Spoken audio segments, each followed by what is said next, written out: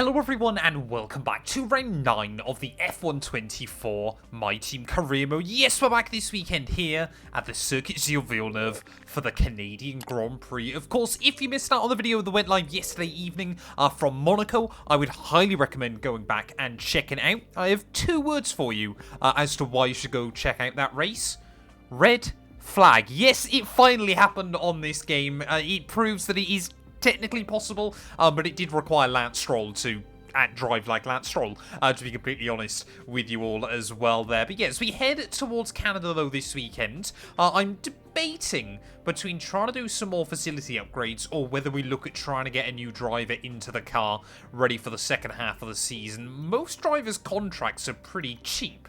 So the likes of Esteban Ocon, I've heard he might be in need of a drive very soon, or a couple of others, could be very, very interesting to try and purchase for the second half of the campaign as well. So let me know down in the comments below what you guys think about that as well there. Take a look at the Drivers' Championship.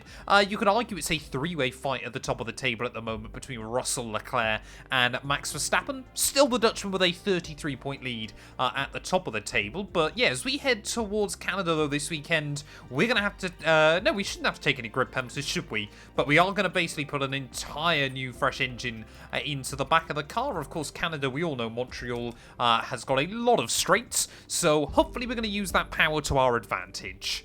Well, as we move to Montreal, I had a quick look at all the upgrades that we could potentially do to the car at the moment, and all of them seem to be, you know, sort of major upgrades or ultimate upgrades onto the car, so we might not get as many on the car over the next few rounds, but hopefully we're going to get some big improvement jumps coming in the near future, and obviously as always we want to get as many purple scores as we can. Looks like rain is inbound and we're expecting it in around 5 minutes. 5 minutes until the rain. Oh no, I've got to get on with all my practice programs here. Rain is meant to be arriving at the Canadian circuit, as it's meant to during Grand Prix Sunday as well. Obviously, we've only got a bit of a precursor to what the weather's meant to do, but at the moment, it's meant to be dry, wet, dry. How that's going to affect the AI, only time will tell. Of course, we all know just how much they refuse to switch over to a set of intermediate tyres during either qualifying or a Grand Prix for that matter. Nice and gentle through the final chicane. Avoid the wall of champions up towards the line. It is going to be purple, purple, purple. It is time to go qualifying in Canada. A historic track. Looks simple, it's anything but. Welcome to Montreal. Well, moving in then to qualifying, of course, you know, like I said, happy memories here in the driver career mode, taking our first ever win for the Haas Formula 1 team at this circuit. Must be said, though, yeah, the My Team car and the Haas, very different strengths. This thing's really good around the higher downforce venues. That car, of course, really seems to favour top speed and straight lines. Probably an element of Renault power unit versus Ferrari. But yeah, as we move into qualifying, we want to try and get a good lap on the board. Not expecting us to be as high up the order as, say, we were at Imola or Monaco. But hopefully we can try and still kind of break into that top 20. It sounds ridiculous. I just want to go quicker than someone that isn't a Yumu. Well, Oasa then has set a 1 minute 10.5, but as we make our way out of the final corner, he's actually pretty much tied with Pierre Gasly, and we've gone slower. The lap wasn't good, so we need to make sure we nail the second one. Well, I'm still always confused as to why the AI don't wait for the very last moment to do their final qualifying lap. Once again, well, pretty much I think every single time we have been the last car onto a run here in qualifying. We need about half a second, and that'll put us up, you know, with the V-Carbs, the Hasses, and obviously ahead of your Alpines as well. So that's what we're gunning for. 10th up already out of the first couple of corners. But it is all about just trying to get that front end pointed and not hitting the walls too much. Somehow we get away with that one. Well, I'm sure we're going to see times continue to tumble here by other drivers as well, as now half a second up. As we make our way to the end of Sector 2, straight line braking down into the hairpin. Charles Leclerc goes fastest on the board, so really important for him if he wants to give Verstappen a bit of a title challenge this year. Trying to drain most of our battery, though, down in towards the wall of champion chicane. Please don't bottle it, Matt. That's all I'm hoping for. Brake nice and early at the 100. Tip the car in through the left and the right. Up towards the line. We have found a little bit more. 6.5 tenths up. That is going to promote us to P15. We'll take it. Well, half a tenth of a second then covering our top three at the end of qualifying, but it is Charles Leclerc, the one-lap wonder, who puts it on pole here in Montreal ahead of Verstappen and Carlos Sainz there. Russell down in P5. Alex Albon, a very good effort to end up in P9 ahead of Piastri. But yeah, I'm happy with that, to be honest. We beat out pretty much every car I was hoping to. Esteban Ocon had a really, really good run through qualifying as well. But yeah, looking at the weather, the race is going to be about survival. It is the second largest French-speaking city in the world and home since 1978 to the Canadian Grand Prix. Welcome to Montreal.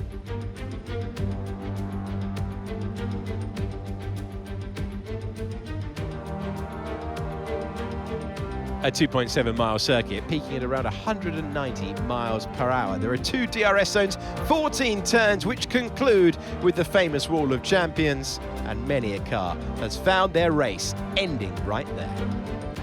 Before we begin, let's take a quick look at the grid lineup for today's race. Charles Leclerc lines up on pole position, edging out Max Verstappen, who will start from P2.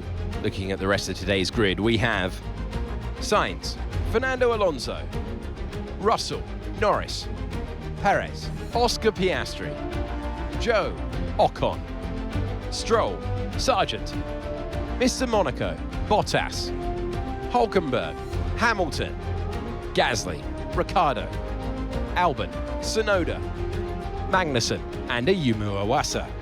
And with preparations almost complete, let's head down to the track. It's race day, it's going to be a thriller. I'm Alex Jakes, alongside me is Naomi Schiff. Well, it's all about forgetting last time because that was a bit of a shocker. How did they change the story today? It is true, they had a really tough day in the office last time out, but they cannot dwell on that. It's so important to turn the page and start on a blank slate, because the more you dwell on that, the less it's going to push you in the right direction. So take some notes. Obviously, there's things to be learned, but move on. You're going to have to push early on if you want to have any chance of beating your results from last race. Good luck. I could not tell you who Andy Davidson and Naomi Schiff, Alex Jakes and Naomi Schiff are talking about there. Is it Verstappen? Is it Leclerc? Is it me? We scored decent points last time out, so I hope it's not me. But yeah, taking a look then at the weather, like I said, it is meant to start raining a bit later on in the afternoon. So my plan is to try and take the hards to that wet period, see if it gets wet enough, and otherwise then we might try and make a shift over to the soft tyres so we've got a little bit more grip for the second half of the Grand Prix. Hamilton and Albon, though, behind me with grid penalties. So we actually start for the third weekend in a row, I believe, in P13. Then waiting on the grid for those 5 red lights here for the Canadian Grand Prix. It is lights out, and away we go. Oh, not off to a good start, though. Those hard tyres not working for me as we make our way down in towards turn 1 as Hulkenberg, easy does it, buddy. Tries to make it 3, maybe even 4 wide through the first corner there. We'll get the elbows out. Try to go back between him and Valtteri Bottas. 2 very experienced drivers. But yeah, both of them with a little bit of patience there in the second phase of the start. Yeah, I really did wonder where Hulkenberg was going to go off the launch here, but yeah, I think all eyes today are likely going to end up being on the Sky, as Piastri is dropped back off the start as well, back down into P10. But look on the mini-map, Charles Leclerc, he's already broken free there as Bottas again. You know, those Ferrari customer teams, really, really quick in a straight line on this game. It's only more recently that I've realised it, and kind of happy that we went with Haas inside our other series. But yeah, I'm kind of enjoying the My Team universe as well. The Renault E-Tech power unit leaves a little bit to be desired as we make our way down the back straight, but I believe it is Charles Leclerc then that leads at the end of lap 1, and leads by a big margin. It is very, very early in the season for Ferrari to be playing number 1 driver, but Charles Leclerc, he's really actually getting helped by Carlos Sainz defending from Verstappen and everybody else behind him early on in this race. I can already see starting just to be a little bit of cloud cover around this circuit, but yeah, unfortunately for us as well, teammate by 4.4 seconds. That wasn't the unfortunate bit I was going to mention. We're stuck behind Logan Sargent, and that Williams, as we've seen countless times before, absolutely takes off on corner exits. So trying to get a run on him is not going to be easy. Looks like Ocon might be dropping out of the range of the cars in front, though, so we've got to be careful. Oh, yep, definitely Ocon's lost the range there as Sargent tries to muscle his way to the outside. Esteban Ocon says absolutely not, and now we've got to be there prepared to wait in the wings. Sargent will go for it again out of the final corner, side by side in towards T1. Get ready to use DRS for the overtake. Yep, I've been having DRS since the start of the Grand Prix, Mark, but yeah, Sargent, is he going to be able to complete the move then down the inside of Esti Besti through turn 2 and turn 3? Not quite. Oh, they really just absolutely check up there on my nose. Luckily, no contact. But we can't make the move happen this time. Bottas wants to make a move happen, though. What on earth was that? Bottas has tried to absolutely wedge himself in there and might have given himself front wing damage. Right, come on then, Logan. You've got to be able to try and get the run on him. How is he not gaining enough here? Logan Sargent, he's not using his battery effectively down the back straight there. And Esteban Ocon just has a nice tidy run in towards the final corner. He's much better back down in towards turn 1. Is he this time around going to go? No, he's not. Come on. You're in a Williams against a car with Renault power. It's not that difficult, surely. Well, if Sargent's not going to try and make the move on Esteban Ocon, then I certainly am going to use a load of battery then. We've just charged up the pack a little bit over these last couple of laps there as down the inside of Logan will go. Whoa, Esteban Ocon really wants to pinch me there. Sargent will try and go around the outside of him as well, so I think we've just about completed the double overtake. I didn't think Esteban Ocon was going to try and defend from me that much. 0.9 seconds. I especially didn't think Ocon was going to defend from me that much because we're not his teammate there, as don't hit that curb on the inside of turn 2. Otherwise, you're almost going to spin when you bottom out. Oh no, here comes Esteban again, back down the inside. We're waiting for these hard tyres to really have a bit of a grip advantage over those other sets at the moment. Radar suggests weather's going to hit in around 5 minutes time, so stay on your toes. Okay, dries seem like the best tyre for now. Very, very interesting then. Team saying weather is meant to be here pretty soon. Can I get a run on Esteban back down in towards the final chicane again? Not sure we've got enough battery this time round, but we will have a lot of speed there. Ocon, you can go defensive all you like, mate. This time round I got the straight line speed, and we'll make the move happen again. Well, Zhou Guanyu, I tell you what, really has come alive the last couple of weekends. There he's up still, I think, P8? P7 even, I think, ahead of both Aston Martins. So basically now we're trying to beat his pace here if we possibly can. I don't think we are. But yeah, if the rain does start falling quite soon, then I'm intrigued to see what the AI are going to do. I don't really want to box unless we're making a move over to Inters, unless we know it's not going to rain anymore. And even better news for us then, Esteban Ocon has dropped out the DRS range now, so he's going to be left stuck battling with Sargent again. I think Bottas has also re-overtaken his former teammate Lewis Hamilton. Hamilton absolutely loves this place. Today, though, cannot make an impact. Well, Lance Stroll then still stuck behind Zhou Guanyu here in his home race. I'm sure would love to make a move. The car ahead, keep this up. That was exactly what I was going to say, though. Those two are really tripping over each other now. And Oscar Piastri, the gap is coming down. This race might slowly be turning in our favour. Oh, there we go. I think that's rain starting to fall. Just see a few little bits of moisture on the circuit, so this is where things are going to get really interesting then. Stroll once more trying to look down the inside of Zhou Guanyu, but how are the grip levels going to fare? I think we're still in the right tyres for the time being. That's reassuring, Mark. It's been raining for about 10 seconds. Well, we know it'll definitely be time to switch to the Inters when we start seeing a little bit of spray getting kicked up off the tyre, but I am intrigued to know, is the AI going to probably start pitting about now, what they're going to do in terms of their strategy. I have no doubts in my mind. It is definitely going to make a transition to intermediates. We are already starting to struggle here, as you can just hear how much I'm going to modulate the throttle on corner exit. But yeah, this is going to be a really kind of dicey stage of this race. Cars start to struggle in these conditions. If we pit for Inters now, we're going to be too slow and we'll burn them out. Make the best of it for the time being. Nope, I completely disagree with you, Mark. I'm making the call at the end of this lap. Spray starting to get kicked up off the tyres as well. I think now is the time to make the call, as Charles Leclerc is going to stay out there for another one. I do not believe that the dry tyres remain the suitable ones to be on at the moment. There's no one else into the pit lane then, so I think they're all waiting to see if the circuit's going to get any worse. They're willing to sacrifice, you know, a little bit extra tyre wear just to make sure that they don't have to box twice as Ocon stays out. Sargent has dropped back behind him a bit. But yeah, we are going to kind of be the benchmark then. We are going to be the one that springs a surprise. I'm not worried. If we get it wrong, we weren't going to score points anyway. That was a fantastic stop, faster than we were expecting. But you know what? I reckon we've made the right call here. No more scheduled pit stops, let's go. Ayumi making his way. Look at that, that was perfectly timed. Absolutely perfect there. And you can see as we make our way out of the pit lane then, Oasa, we've got to try and get these tyres up to temperature, but we've already got the grip over him. Down through the chicane we'll go, and I mean, still rubbing up against the walls accidentally, so we've got to be careful of that. I mean, look at the speed. Straight around the outside of our teammate there. Once again, we hopefully have nailed the strategy inside this game. DRS is now disabled. There we go, Charles Leclerc in, and I'm sure we're about to see pretty much everyone else follow as well, so there's going to be carnage in the pit lane then. As, I mean, it's still not easy driving around on these Inters at the moment.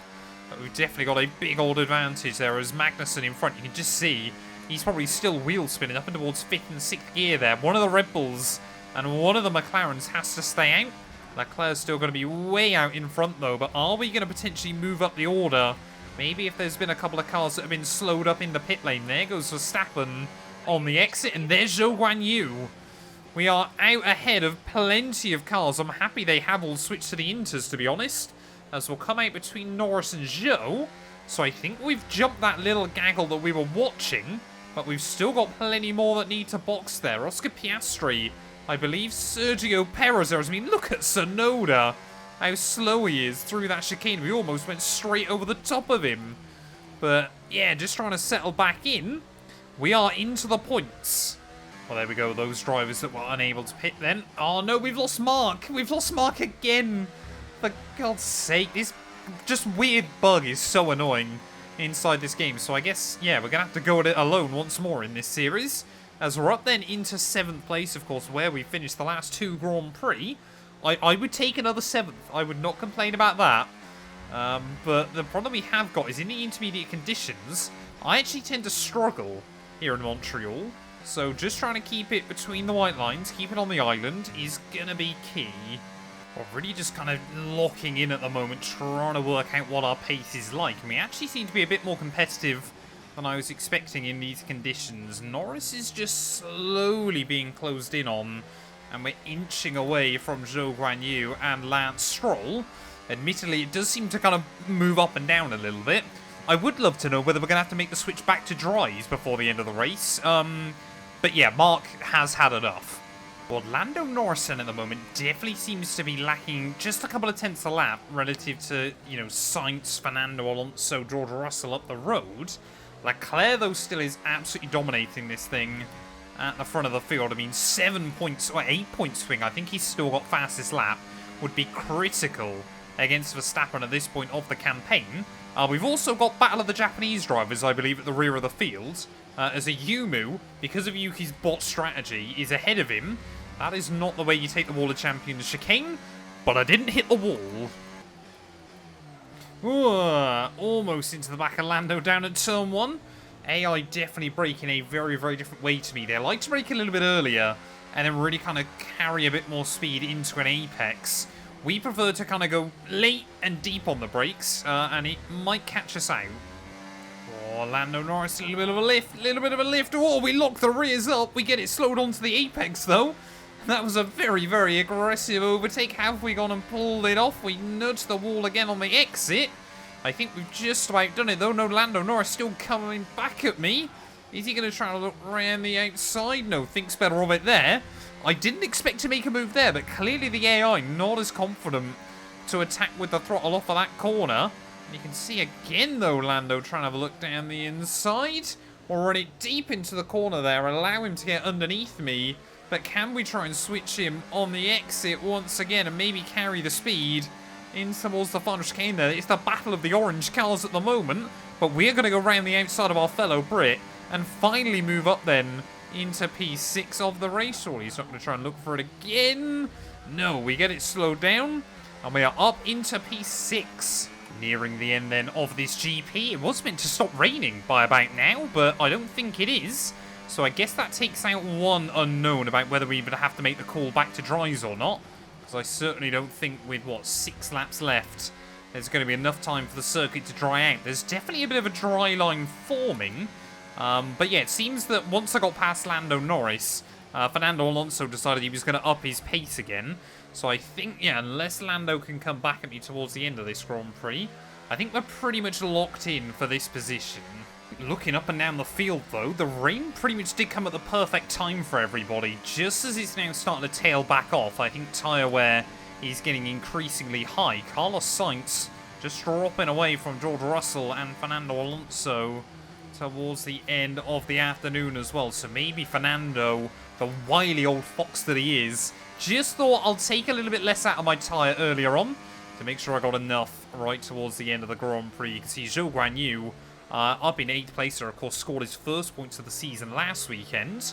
He is a potential shoo-in to replace a Yumo Oasa within the team, but he is defending for his life from a train of about 5 or 6 cars now towards the end of the afternoon. We've still got to try and keep Lando Norris at bay, but we are closing in on Carlos here. I think we have done a pretty good job looking after the rubber. Well, I tell you what then, as Charles Leclerc starts the final lap of the Canadian Grand Prix, a potentially critical victory for him in his championship hopes against Max Verstappen. I think Carlos Sainz might be a little bit left napping here towards the end of the afternoon. He seems to just be trying to bring that car home. I've not given up yet. We might be able to try and snooker away P5 from the second Ferrari car here, as the rain now I think has pretty much stopped. A massive thank you to the fans that have stuck around throughout the Grand Prix here. You can see our tyres aren't exactly in great shape. Wheels spinning all the way up there to 5th gear. But yeah, look how much Sainz is struggling through these first few corners of the lap. Are we going to be able to gain a little bit more through here? Whoa!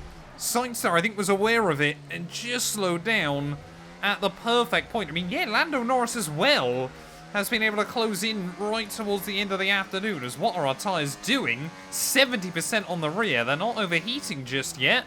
But are we potentially going to try and spring a surprise there, as everyone else just looking to try and get to the end? We are looking to capitalise as Charles Leclerc in towards the final couple of corners. He is going to win the Canadian Grand Prix. A critical win for him to bring that gap to Verstappen back under 26 points even, but through out off the hairpin for the final time. We've got to drain the battery now. Are we going to be able to get close enough to Carlos Sainz here? We certainly won't on the entry to the final chicane, but can we try and get a good run off of it? Attack the curbs on the entry, attack the curbs on the exit. A little bit too much wheel spin. It is P6 here in Canada. So that's it then for another magnificent Canadian Grand Prix, and they have hung on to take a sublime victory here today. And it's one thing to win, but to win like that in total dominant style, that was a fantastic drive, and it is not one that we see very often.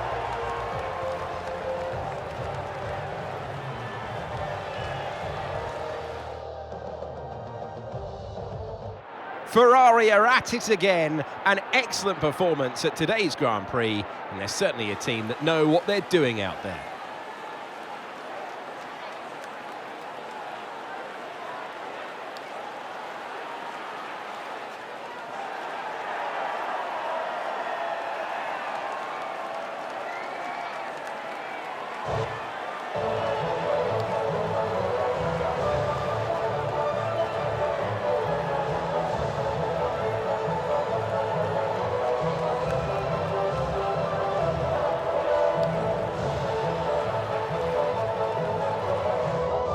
Well, there we go. I actually got it wrong. Verstappen took the fastest lap of the day there, but it was still Charles Leclerc who closes in that points lead quite substantially to the Red Bull. And, well, yeah, like we said, in the driver career mode, Verstappen has absolutely won the title. He's not winning many races anymore, but he is still absolutely winning the title. This series, though, it seems to be wide open there, as Fernando Alonso back on the podium this weekend ahead of Russell, Carlos Sainz and myself. Zhou Guanyu hung on to that P8 ahead of Lance Stroll and Sergio Perez there, and Esteban Ocon agonizingly close to some points for the Alpine team as well. They're able to beat out Oscar Piastri and Lewis Hamilton as well. Awasa, I think he got jumped on the final lap by Yuki Tsunoda as well, though, so a bit of a shame for him. But yeah, it's safe to say with Zhou Guanyu delivering some big results, Ayubu's seat is in jeopardy at the moment there. The gap at the top, though, it's not 25, sorry, it is 27 by virtue of that fastest lap bonus point there. We are now within 3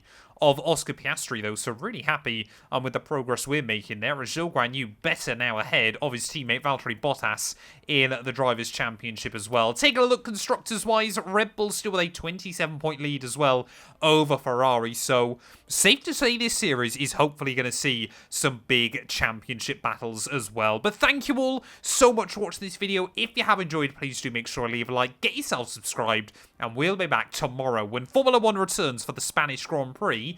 Tyre temperature there is going to be painful.